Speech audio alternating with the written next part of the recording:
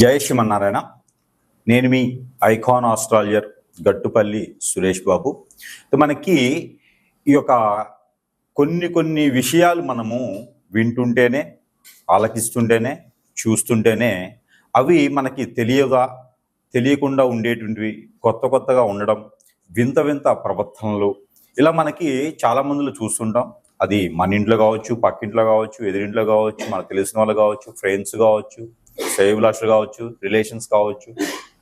ఇక్కడ ఒక మనిషికి మనిషిలా ఉండడం, మనిషిలా ప్రవర్తించడం అన్నీ కూడా మనిషి ఎలా అయితే జీవిస్తారో, మనిషి జీవన ఆధారం ఎలా ఉంటుందో, జీవన శైలి ఎలా ఉంటుందో అలా కాకుండా సనాతన ధర్మానికి పాటిస్తూ ఉండకుండా భిన్నంగా ఉంటూ ఇబ్బంది పడుకుంటూ తనలో తానే ఇబ్బంది పడుతూ మనము కొన్ని రకాల పేర్లు ఉంటాయి. పిచ్చివాడీడు, వీడికి మెంటల్ వచ్చింది, బ్రెయిన్ పనిచేయట్లేదు, ఇలాగా కొన్ని రకాల రోగాలు రావటం, నొప్పులు రావటం ఇలా మనం చూస్తూ ఉంటాం. మనకు కూడా చాలా అనుభవాలు చూస్తూ ఉంటేనే వస్తూ ఉంటాయి. దానికి తెలిసిన వాళ్ళకైతే సూక్ష్మంగా చూడాలి, తెలియని వాళ్ళైతే లైట్ తీసుకొని ఏం కాదులే అనుకుంటారు. కొంతమంది ఏంటంటే గుళ్ళలోకి వెళ్ళడం, ఏదైనా పూజలు హోమాలు ఉండి చేయించుకోవడం, ఒక్కొక్కరు ఒక్కొక్కలాగా చేస్తూ ఉంటారు అనమాట. దీనికి అంతటికీ కారణం, ఇదంతా ఎందుకు చెప్తున్నాను అంటే కనుక, దీని అంతటికి కారణం ఏంటంటే కనుక, మంచి ఎలా ఉంటుందో చెడు కూడా అలానే ఉంటుంది. ఆ చెడుకు సంబంధించినటువంటి విషయాలలో కొన్ని విషయాలు మనం గమనించినట్లయితే, చేతబడి, హిప్నాటిజం, బ్లాక్ మ్యాజిక్, కాలాజాదు, వశీకరణం, మందు పెట్టడం, ఇలాగా చాలా రకాల పేర్లు ఉంటాయి. యక్షిణి విద్యలు, బాగల్ముఖి, భానుమతి, ఇంకా చెప్పుకుంటూ పోతే స్పిరిట్ అంటారు. కొన్ని స్పిరిట్ ప్రేయర్స్ ఉంటాయి. ఇలాగా చెప్పుకుంటూ పోతూ ఉంటే చాలా రకాలు ఉంటాయి పేర్లు. కాలభైరవుని పూజిత వాళ్ళు అంటారు, ఇలాగా ఇంకా భైరవ పూజలు అంటారు. ఇలా చాలా ఉంటాయి అన్నమాట. అలాగా చెప్పుకుంటూ పోతే బొచ్చుడు ఉంటాయి. అయితే వీటన్నిటికీ కూడా మూలం ఏంటంటే, ఇలా చేయడానికి గల కారణాలు చాలా ఉండొచ్చు. ఒక మనిషి మీద ఒక మనిషికి పడకపోవటం, విరక్తి, విసుగు, కోపం, చిరాకు, చికాకు, ఆందోళన, వ్యసనం, రంది, ఓర్చుకోలేని తత్వం, ఇలాగా చాలా రకాలు ఉంటాయి. ఆస్తి కోసం, ఒక మనిషి ఇష్టం ఉండి వశపరుచుకోవడానికి, ఇలాగా రకరకాలుగా ఉండేటువంటి విధానాలు, ఆశలు, కోరికలు మనిషిని ఎంత దూరమైనా తీసుకెళ్తాయి. పోనీ ఇలా చేసేవాళ్ళు ఉన్నారా అంటే ఖచ్చితంగా ఉన్నారని చెప్పవచ్చు. ఇలా చేయించబడిన వాళ్ళకి పరిహారం ఉంటుందా అంటే ఖచ్చితంగా ఉంటుందని కూడా చెప్పవచ్చు. అయితే దీనికి ముళ్ళుతోనే తీయాలి అనే ఒక నినాదం అయితే ఉంది కదా, అది దాని ప్రకారంగా మాత్రమే చేయాలి. అయితే ఇందులో కొన్ని లక్షణాలు కల అటువంటి స్త్రీ పురుషులు కావచ్చు, పిల్లలు కావచ్చు, కొన్ని లక్షణాలు ఉంటే వారికి ఏం జరుగుతుంది, వారికి తీయించుకునే విధానం ఏంటి, అసలు మనం ఎలా గమనించుకోవాలి అని పరిశీలన చేసినట్లయితే కనుక, మనం మొదటగా ద్వాదశ రాశుల్లో నుంచి తీసుకుందాం. ఎందుకు అంటే ఈ ద్వాదశ రాశుల నుంచి తీసుకోవడం వలన వారి రాశి ఏంటి, వారి నక్షత్రాలు ఏంటి, వారి యొక్క గుణగణాలు ఏంటి, వారికి ఉండాల్సినటువంటి విధానం లేకుండా వేరే ధోరణిలో ఉంటే వారికి ఏం జరిగింది అనేది కొంచెం తేలికగా మనం గమనించుకోవచ్చు. అప్పుడు మనము సమీప దూరంలో ఉన్నటువంటి గురువు దగ్గరికి వెళ్ళటమా, లేదా ఏ ఆలయానికి వెళ్ళటమా, చెప్పేటువంటి పరిహారం ఏంటి చేసుకుంటే మరలా కూడా ఆ వ్యక్తి మనిషి జీవితానికి వచ్చి మరి కూడా జీవితం కొనసాగించేటువంటి అవకాశాలు ఉంటాయి. కాబట్టి ఆ విధంగా కొంచెం చైతన్యం ఇచ్చేదానికైతే మనం చూసినట్లయితే కనుక, ముందుగా మనకి చూసుకున్నట్లయితే ఈ కన్యా రాశి వారికి హిప్నాటిజం, బ్లాక్ మ్యాజిక్, వశీకరణ లాంటివి ఏమైనా అవుతున్నాయా, వారి సిమ్టమ్స్ ఎలా తెలుసుకోవాలి అనుకుంటే కనుక, కన్యా రాశి వారు స్వతహాగా ఎదుటి వాళ్ళకి సలహాలు ఇవ్వగలుగుతారు. ఎంతమందినైనా సరే మాట్లాడి సమాధానం చెప్పగలుగుతారు. ఎంతటి దీనస్థితిలో ఉన్న వారైనా పై స్థాయికి తీసుకెళ్లేటువంటి కెపాసిటీ అన్నీ ఉన్నటువంటి వారు కన్యా రాశి వారు. ఎంతటి సమస్యనైనా సరే తీర్చగలుగుతారు, ఎంతటి ఆందోళనైనా సరే పటాపంచలు చేయగలుగుతారు.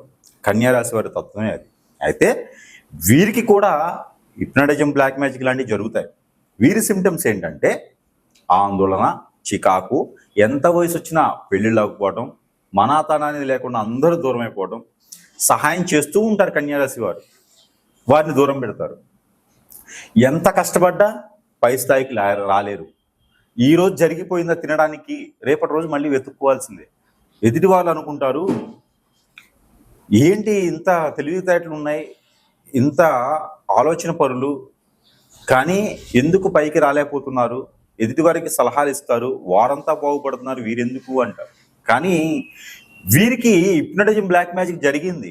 వీరి టైం బాగాలేదు, జాతకం బాగాలేదు, నక్షత్రాలు బాగాలేవు, దశలు బాగాలేవు కాదు, మీకు చెడు జరుగుతుంది.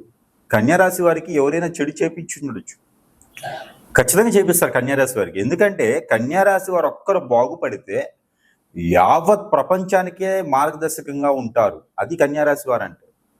అది తట్టుకోలేక వ్యసనంతో, రందితో, ఆందోళనతో, చికాకులతో వీరు ఎదగకూడదు, వీరు ఎదిగితే మేము అందరం పనికి రాకుండా వెళ్ళిపోతాం అనే ఒక దాంట్లో కన్యారాశి వారి మీద కూడా చెడు ప్రయోగాలు జరుగుతాయి. ఆ సిమ్టమ్స్ ఏంటంటే ఆందోళన, చికాకు, ఎప్పటికప్పుడు నేను ఎక్కడికైనా వెళ్ళిపోవాలి, నేను ఒంటరిని అనేటువంటి ఫీలింగ్ వస్తుంటుంది. ఎంతమంది ఉన్నా ఒంటరిని నేను అనే ఫీలింగ్ వస్తుంటుంది, అనే ఆలోచన వస్తూ ఉంటుంది. దానితో పాటు అష్టదిబ్బందన, ఏ పని చేద్దామన్నా ముందుకు వెళ్ళదు, ఆందోళన, చదువు సరిగా ఉండదు, జాబ్ సరిగా ఉండదు, బిజినెస్ సరిగా ఉండదు, అప్పు తీసుకొస్తే అప్పులో ఎగబడుతూ ఉంటారు, పెళ్ళిళ్ళు లేట్ అవుతాయి, పెళ్ళైన భార్య దగ్గర ఉండదు, ఇద్దరు దగ్గర ఉన్నారంటే పిల్లలు పుట్టరు, పిల్లలు పుట్టేదాని దగ్గర ఉండి వాళ్ళ ఎడ్యుకేషన్ సరిగా ఉండదు, ఇల్లు ఉండదు, వాకిలు ఉండదు, అన్నీ సరిగా ఉన్నాయంటే రోగాలు నిప్పులతో ఉంటారు, ఎప్పుడు టెన్షన్తోనే ఉంటారు, ఎప్పుడు ఆందోళనే, యాక్సిడెంట్లు అవుతూ ఉంటాయి. ఇలాంటి సిమ్టమ్స్ మీకు ఎవరికైనా ఉన్నాయా?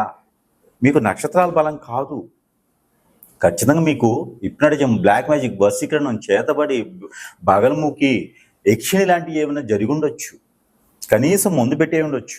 ఇది కేవలం ఆడవారి చేతి మాత్రమే జరుగుతుంది, లేదా మగవారి చేత మాత్రమే జరుగుతుంది. అంటే రిలేషన్షిప్స్ ఉన్నటువంటి ఉన్నవారు కావచ్చు, భార్య కావచ్చు భర్తకి, భర్త కావచ్చు భార్యకి, ఇలాగా ఆ తల్లిదండ్రుల్లో, అన్నదమ్ములో చేయరు.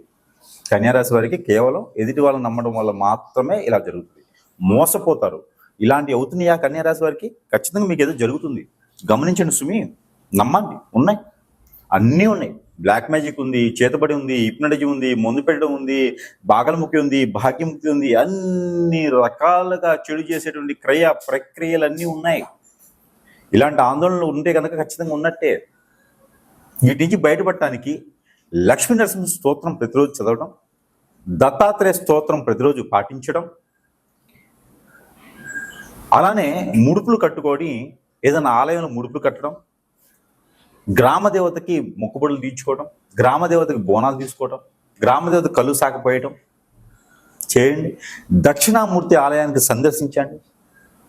ఇలా చేసుకుంటే కొంతమేర ఉపశమనం లభిస్తుంది. మరొకటి, కుక్కకి, ఆవుకి ప్రతిరోజు నిత్యం ఏదో ఒకటి ఆహారం పెడుతూ ఉండండి. కాకి ఎక్కువైనా సరే ప్రతిరోజు ఆహారం పెడుతూనండి. పక్షులకి గింజలు వేయండి.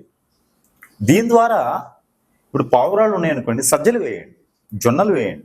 దీని ద్వారా మీకు కొంతమేర ఉపశమనం అనేది లభిస్తుంది. పూర్తిగా లభించాలి అంటే ఏదైనా గురువు దగ్గరికి వెళ్ళి పరిహారాలకి నిమిత్తంగా సలహా తీసుకోండి, లేదా నాలాంటి వారికి నాకు ఫోన్ చేయండి, కలిస్తే దాని ద్వారా మీకు కొంతమేర ఉపశమనం కనిపిస్తుంది. కన్యారాశి వారు ఒక్కరు అన్ని రకాల బాగుంటే యావత్ ప్రపంచానికి మార్గదర్శకగా ఉంటారు. ఒక ప్రధానమంత్రిగాను, ఒక రాష్ట్రపతిగాను, ఒక కేంద్ర మంత్రిగాను ఉండేటువంటి స్థితిగతులు ఉన్నటువంటి వారు కన్యారాశి వారు. కాబట్టి వారొక్కరు బాగుంటే చాలు. కాబట్టి ప్రతి ఒక్క కన్యారాశి వారు కూడా ఈ మేర చిన్న చిన్న పరిహారాలు చేసుకోండి. కొంతమేర ఉపశమనం పొంది గురువు గారి దగ్గరికి వెళ్తే పరిహారాలు అనేది ఖచ్చితంగా తీసుకుంటూ. ఈ సిమ్టమ్స్ మీలో ఉంటే కనుక ఖచ్చితంగా గురువుని కలవండి.